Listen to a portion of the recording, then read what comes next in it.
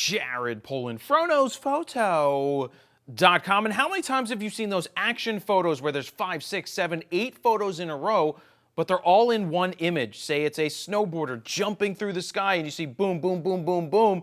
And you wonder to yourself, how do you do that in Photoshop? Well, I figured it out and wanted to show you how I was able to make this image right here, all in Photoshop in a matter of minutes, because I followed my friend's advice. Now, this isn't the most perfect editing job ever. I will tell you that right off the rip because I did it quickly, and also the background is pretty distracting. Generally, when you see the shots with those rapid fire succession shots and the snowboarder jumping through the sky, it's a sky and it's an easier background. But it actually worked here. If I spent more time on it, I could make it even more perfect. But I want to show you how we go from individual images like this in Lightroom and take it to Photoshop and finish it with something like this. So the first step that you need to do is select the images that you want in Lightroom, come up to Photo, Edit in, and you're gonna hit Open as Layers in Photoshop. Now I've already gone ahead and done that because it takes a little bit of time to load,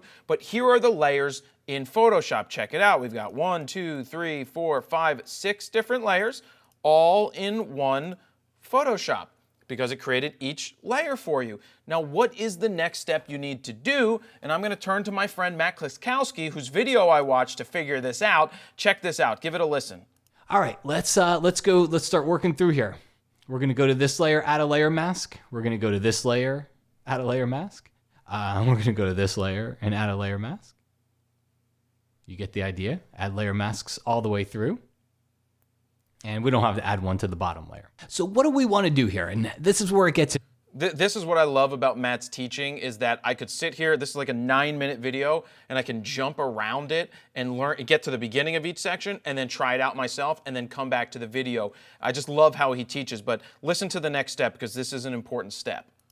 The bottom layer, and then this is the layer right above. So if we go to this layer right above and we have our layer mask, what do we need to do? Well, we need to paint on the layer mask with black to reveal the snowboarder down here. And I can even help myself out. I can reduce the opacity and it'll show me where he is, and then I can paint and then bring the opacity of that layer back up. So I got him in here. Awesome, awesome. So now we need to go do the same exact thing.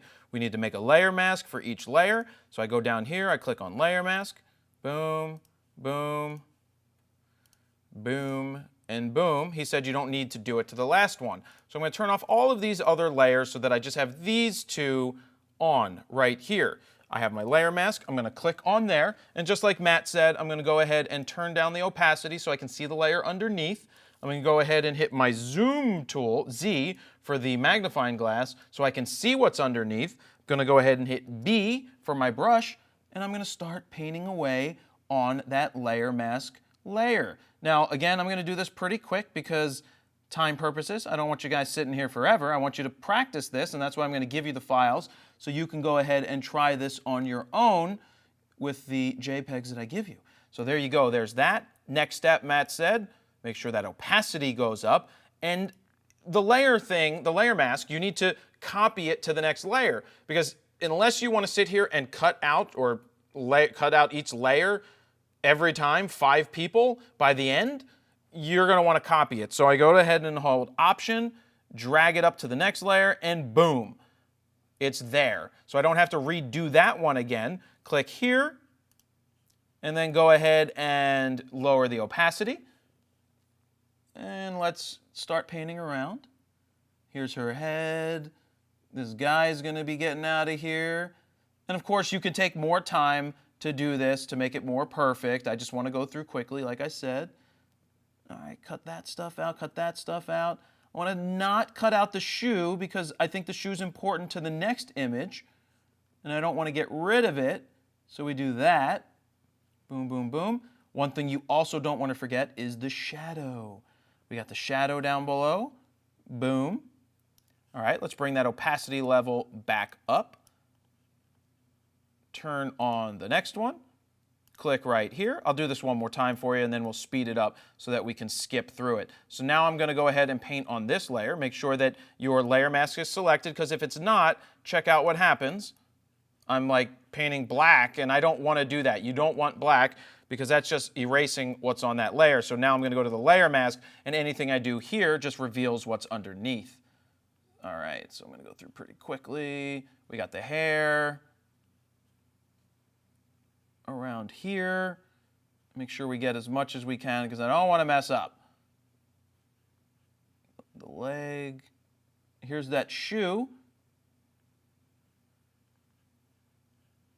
All right, pretty good there. And again, don't forget the shadow down below. If you have a shadow, that's part of the image.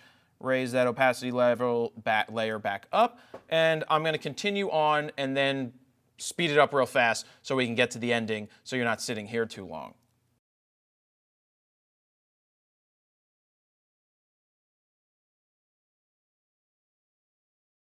Okay, so I went ahead and I finished that. And again, it's not perfect, but you get the picture that you can do this. In a matter of minutes, you're able to take those 5, 6 images and make something cool out of it no matter what camera you have. So the last step you need to do, so all you have to do is go to File, Save, and it's gonna go ahead and save it back into Lightroom where you can tweak it more if you want or print it or do whatever you need to do. So it processes, then you go back into Lightroom and there you have it. That is the final image. It is not that hard. I always thought that this was much harder to accomplish, but then I watched Matt Klakowski's Photoshop system and saw how easy it was in a matter of minutes to learn what I needed to learn to at least start the process of making a shot like this happen. Now, if you'd like to learn Photoshop from Matt Klakowski, who I personally learned from, you can go to mattkay.com/fro, use the code FRO at checkout right now to get over $100 off that system. It's over 11 hours of learning inside of Photoshop. It's what I personally use anytime I need to learn something in Photoshop. I turn to Matt's videos, and I hope you will too. Don't forget, go to mattkay.com/fro and use that code FRO at checkout to save over $100. So there you have it, guys. Thank you for watching. Jared, PolinFroKnowsPhoto.com. See ya.